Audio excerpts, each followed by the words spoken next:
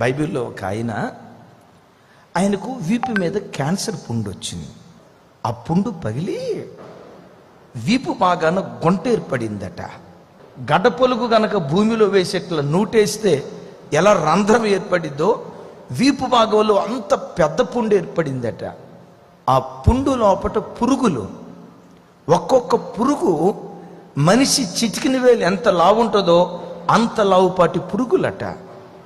ఆ పురుగులు బయటకు వచ్చి ఆయన మాంసాన్ని తింటా ఉంటే పాపం ఆ రాజు బాధ తట్టుకోలేక ఓ ఓ అల్లాడిపోతా ఉండేవాడు.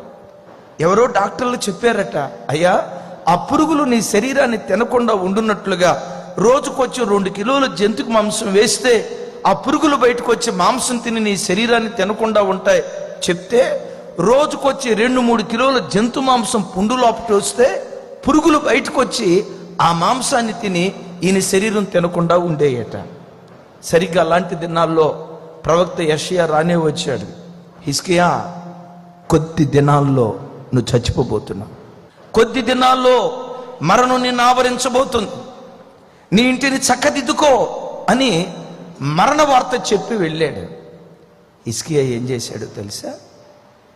గోడతోటి అభిముఖుడై, యెహోవా యథార్థ హృదయుడనై సత్యముతో నీ సన్నిధిలో నేను ఎట్లా నడుచుకున్నానో, నీ దృష్టికి సమస్తము అనుకూలంగా నేను ఎట్లా నడుచుకున్నానో, నీ కొరకు నేను చేసింది, నీ సన్నిధిలో నేను ఎలా బ్రతికానో, నేను బ్రతికిన బ్రతుకు ఒక్కసారి జ్ఞాపకానికి తెచ్చుకోవా దేవా.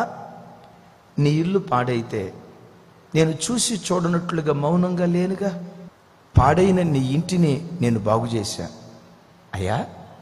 మరి నా ఒళ్ళు పాడైతే నీవెట్ట మౌనంగా ఉంటావు?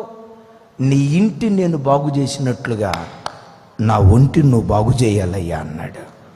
మారు మాట మాట్లాడకుండా నేను బాగు చేస్తున్నా, బాగు చేయటమే కాదు 15 సంవత్సరాల ఆయుష్ నీకు పొడిగిస్తున్నా అంటాడు. బిడ్డలారా, నీకు ఎప్పుడైనా కష్టం వచ్చినప్పుడు నీవు ఎలాంటి ప్రార్థన చేసేటట్లు ఉండాలో తెలుసా? ఎప్పుడైనా నీ ఇంట్లో ఏదైనా కష్టం వస్తే మోకరించి, అయ్యా నా యవ్వన వయసులో నీ సన్నిధిలో నేను ఎట్లా బ్రతికానో ఒకసారి గుర్తుకు తెచ్చుకో. దేవుడు దేవుడని మందిరానికి పరిగెత్తేనే పాస్టర్ గారు, సేవకులు, విశ్వాసులు నా మందిరం అని మందిరం కొరకు పరిగెత్తేనే నా నిండు యవ్వన వయసులో నేను ఎలా నీ కొరకు బ్రతికానో గుర్తుకు తెచ్చుకోయని నీ భక్తిని దేవుని సన్నిధిలో జ్ఞాపకం చేసేటట్లు ఉండాలి.